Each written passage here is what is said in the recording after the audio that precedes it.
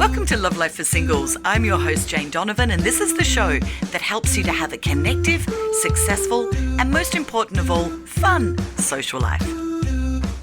Hi, here we are again, another week, another podcast. And today I want to be talking about the 4 stages of a relationship during the courtship process, which pretty much roughly occurs for most people over the first 12 months. I think this is important information to understand because we do go through different stages when you're dating somebody and you're exclusive, or you have, the commitment of we're in a relationship. And when you understand them, you can be ready for what is likely to be ahead. When you know and understand what could be coming, it makes it easier to feel comfortable with the process of how a relationship can change. The first of the 4 stages is what we call the honeymoon period. This is where we are infatuated with the other person. You can see nothing negative. It's all positive. It's all fabulous. It's all exciting. And that roughly lasts for most people about 3 months. Now, some people will find that the stages they'll go through will be much shorter. Others will find that it can be much longer. However, on average, you're looking at around about 3 months. So the first 3 months is the honeymoon period. It's where your heart's racing, you're excited, you can't wait to see them, you can't wait to speak to them, you're texting all the time, you're telling your friends all about each other, and it all feels fantastic.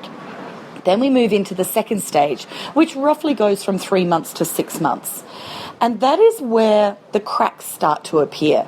It's where you start to notice in the other person some things that perhaps don't please you as much. It's things that you didn't notice in the first 3 months, but now you're starting to see them. So it might be the things that you're not compatible on. And if your positive list is quite strong, then you start to see some of the negatives, and it just becomes an observation rather than a problem. If your positive list is not too strong, then you'll find that the negatives will possibly start to appear, and therefore it's likely to be the end of the relationship. If, however, your positive list is going well, and you can see these things in the other person that don't really please you, well, just remind yourself that they too will be seeing things in you that don't please them. None of us are perfect. We all bring positive things to every relationship we have in life, and we all have negative things. That's just how it is. So, assuming that you've made it through this period where you're noticing the cracks, we move into the third phase. Now, the third phase roughly goes from 6 months to 9 months. And this is the negotiating. This is where you start to work out the things that do bother each other, and you communicate with each other about things, and you kind of negotiate how you can make it work between the two of you while you both have these things about you. So I'm going to give an extreme example here. One might be that one of you is a neat freak. One of you has got a bit of OCD and everything is perfectly in place and neat. And the other one is a bit of a slob, bit of a messy person. So you've got the wet towels and the dirty clothes being left on the floor in the bathroom.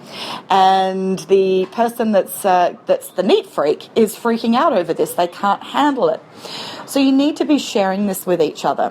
One person's going, I just don't care about stuff like that. It's just not important to me. And the other's going, this is majorly important to me. Can you compromise? Can you find a happy medium? Can you put a hamper in the bathroom where instead of things being left on the floor, they're being left in the hamper? Can you have a routine where you take it in turns, where each of you on alternate days are the ones, it sounds like you're living together, which is not a good example for so soon in the relationship, but hopefully it gives you an idea of how to negotiate through. It would be where you would start to say, well, I'll take the hamper out and put it in the laundry on a Monday, Wednesday, Friday, you do it the other days, whatever.